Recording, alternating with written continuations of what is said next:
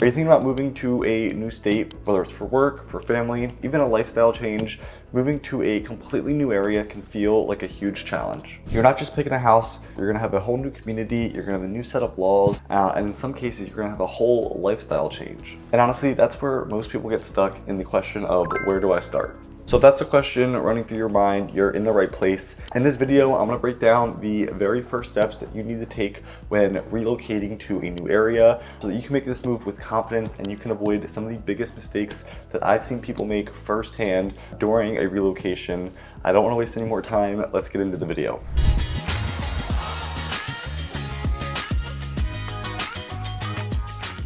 Hey, just a quick heads up, I also am gonna be releasing a video here in the next few weeks, what to look for in neighborhoods when you visit them in person. That's been a highly requested video from a lot of buyers that we've helped move to this area. So I'm gonna have that up on the channel in the next couple of weeks. You're not gonna wanna miss that. If that sounds like something that you would be interested in, hit that subscribe button and then there's a little bell icon, hit that, and then you're not gonna miss any future videos. Let's get into this one. So let's be honest, every state, honestly every city, it's gonna have its own unique housing market dynamics. So what feels normal to you, where you currently might be, it might look completely different just a few hours away even. For example, New York and Philadelphia real estate markets, just a few hours away, two and a half hours away, but are gonna be very, very different. Even parts in Jersey and Philadelphia, Pennsylvania are gonna be very, very different as well. Home prices, property taxes, HOA laws, even just the competitiveness of the market are just a few of the things that can very differ just in a few hours. And these are gonna be some of the things that you wanna make sure that you pay attention to the most. We're gonna talk a little bit more about it right now. So an example with pricing, if you're moving from Philadelphia to maybe a place like North Carolina, you might be more surprised. Your dollar is gonna go a lot farther out there. You're gonna have lower property taxes, you're gonna have more opportunities for newer construction compared to areas and communities like that around here. A lot more affordable new construction as well, different incentives. On the flip side, if you're moving to a state like New Jersey, you could have higher property taxes, you could have just more competition in certain areas, but a big trade-off could be access to top-ranked schools. You have the convenience of being close to major job markets like New York City or Philadelphia. So these are all things that are gonna vary based on these different areas. Doing some upfront research ahead of time is going to be super, super important. It's going to help you set realistic expectations, not just about what you can afford, but what type of homes are most common in that area. You might have ranch style homes that are more dominant. You might have basements that are more rare. New construction might not be normal compared to some other older housing options like you're used to. So just knowing all of this before you dive into a specific market, a specific area, it's going to make the process a lot less overwhelming. You're gonna know exactly what to focus in on, what's the priority, and then how to get to that point. I'm curious if anyone watching this video has already made a move to a different state. Have you been shocked by any of the differences? I'd be curious to see what those differences are. I'm sure other people watching this video would love to learn from your experience and just kind of hear more real world experiences. Drop a comment down below if has there been anything that's really shocked you about making that move. Have you been surprised about home prices, about competitiveness, about home style? Curious to know. Let me hear it and down in the comments. One of the biggest things that buyers are going to overlook is that the real estate laws and the processes vary from state to state. The way that a transaction works in your current market, maybe the market that you've lived in your whole life, the market that you're currently selling a property in, it could look completely different once you cross state lines. And in some states, attorneys are required to handle closings, like in northern parts of Jersey. In others, you've got title companies that are going to take the lead, which is more common here in Pennsylvania. But even things like timelines, inspections, the types of documents that you're going to have to sign, the types of disclosures, they're all going to be totally constructed differently. Some might be required in other states, others might not. So it's super, super important that you understand the process that you're going to be getting into, because it is going to vary significantly, I would say, from most states to another. Here are a couple just real world examples. Here in Pennsylvania, your inspection contingency is going to be built into the agreement of sale. There's a part on there where we check the box, it's built in. And it's a really common part of the process. It's up for debate depending on the competitiveness of the market, but in general, it's a very common practice and part of the process to have that contingency.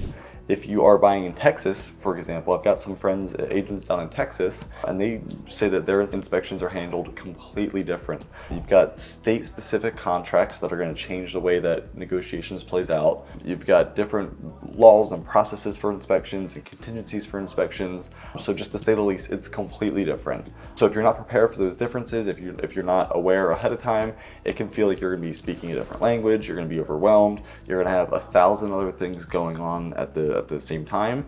And you know, it's going to be important that you feel confident and comfortable with one of the largest financial decisions, you know, that one gets to make. So super important to make sure that you know the differences, you know the process, and you know what those timelines look like.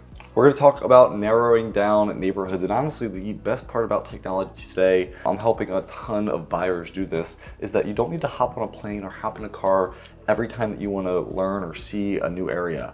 A lot of times these days you can do a ton of research online virtually before even stepping foot inside of a state, a city, a house.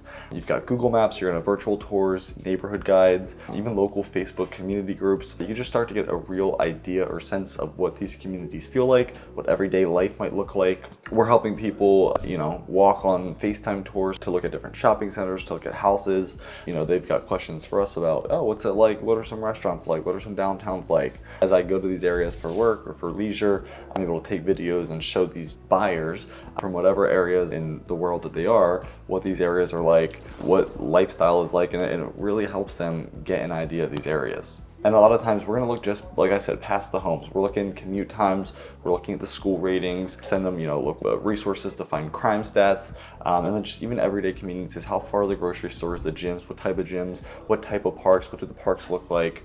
And it's gonna give you a real good sense of not just the house, the lifestyle that's gonna come with it, the community that you're gonna be involved with, the neighborhood that you could potentially buy in. So a good strategy is to start broad, right? So start, you know, in general, Philadelphia, narrow it down to maybe 3 or 4 different communities that match what you're looking for, right? So Philadelphia, maybe you pick King of Prussia, you pick Doylestown, you pick Malvern, and then you just start checking these areas out in more depth. You check out the shopping centers, the commute times. One of the suggestions that I have would be to check out more of my YouTube videos. It's very possible that one of the areas that you're considering, we've got lifestyle videos up and we've got tours in, we've got almost 50 videos up on this channel now. So it's very possible that we've talked about your town already. Check out more YouTube videos or even just reach out to me. This is a great time to mention, if you are considering a move to this area, you, somebody you know, and I don't have a video up, or maybe you've watched a video and you've got more questions about it, shoot me a call, shoot me a text, an Instagram message, whatever it is. But I'm here, I'm available to talk with. I'm helping people all of the time game plan, strategize, look at that next step in their life, and I would love to help you with it as well. So I'll put my information up here on the screen just so that it's super convenient for you. Call, text, email, even schedule a free Zoom consultation. I got that link down in the description. But let's get back into the video. We're going to talk about some of these things that you need to make sure you're doing before you move to a new state. At some point, and in most cases of me helping buyers relocate, especially from YouTube to these areas, in most cases, at some point, you are going to trade the laptop screen, the phone screen, whatever it is, for real life. Nothing is going to replace walking the streets, driving the neighborhoods, just experiencing this area for yourself. So if you do plan a trip, plan to spend a few days in your target areas. I would say by the time you schedule a trip, it's nice to narrow it down to 1 or 2 areas. You can definitely have more, and especially, I mean, I'm not going to tell you how long to be here for, but for a week, for a 5 to 7 day trip, it's pretty common that a lot of the people that we help are looking at no more than 3 areas at that point. And if it is 3 areas, that first one gets X-nayed, the first day. But regardless, it's very common that the people we're helping, they fly, they schedule dates, they've got 2 areas, top areas in mind. They're going to plan to spend a few days. They're going to drive around at different times of the day, rush hour feel, early morning feel, late night feel, even go to certain, if you've got houses picked out already that you've seen online, even going to those houses at night, in the morning, just to see what that vibe is like, see what the neighbors are like, see what the traffic is like, and even strike up conversations with people that live there. We've had people that do that as well. So just really getting a feel of this area is going to help you make the decision when the property pops up, when it's time to make that move. A house can look, we were just talking about this, I was talking about this with a seller yesterday, a house can look amazing online. Really, they can make the photography look amazing, but the neighborhood doesn't feel like home, the neighborhood doesn't feel, it's cluttered or trashed or whatever. It's gonna be something that you wanna figure out before you're under contract, or even during that due diligence period. You write the offer, you've got the 10 days. And it's like I said before, you're not just gonna be buying a house, you're gonna be choosing a community that essentially fits your lifestyle. Honestly, this is probably going to be the most important piece of the puzzle of making this move. It's going to be partnering with a local professional. A local real estate professional is going to be your shortcut to just understanding everything about these areas, stuff that you're not going to be able to find on Google or Zillow. They're going to know all of the nuances, like school districts that hold the most value over a long-term period, which neighborhoods are really going to be up and coming. They're going to know off-market opportunities. They're going to have new construction options. They're going to know which areas look, amazing online and which are marketed great, but lifestyle might not fit your needs and kind of what you guys have talked about. So doing this step is going to make this move 1,000 times easier. A good agent is also going to walk you through the local buying process. You're going to get every step of that. They're going to connect you to trusted lenders, inspectors, attorneys if you need it, even call out red flags, potential red flags that you might not catch on your own or know to catch if you're moving to a new area. And then just having that support, right, of handyman, inspectors, people at your convenience. It's going to be super, super important, more important than you know. I see it all of the time in like Facebook group chats of people that have moved to the area and their agents don't suggest them with cleaners or suggest them with handyman or suggest them with window people, so then they have to go out and find it. But just being able to tap into a local professionals network like myself, it's going to make that move, you could think of, we've got it, and it's going to make that move 1,000 times easier. And if you are relocating to the Philadelphia area, that's exactly what I do. I help buyers not just find the perfect home, but understand the lifestyle, the community, the long-term investment side of things when making the move here. So if you are buying a home in a new state, do not get overwhelmed. Just break it down step by step. You want to research the market, understand the local process, explore neighborhoods as much as you can virtually. Narrow that list down to maybe your two to three top areas, and then visit in person if you can.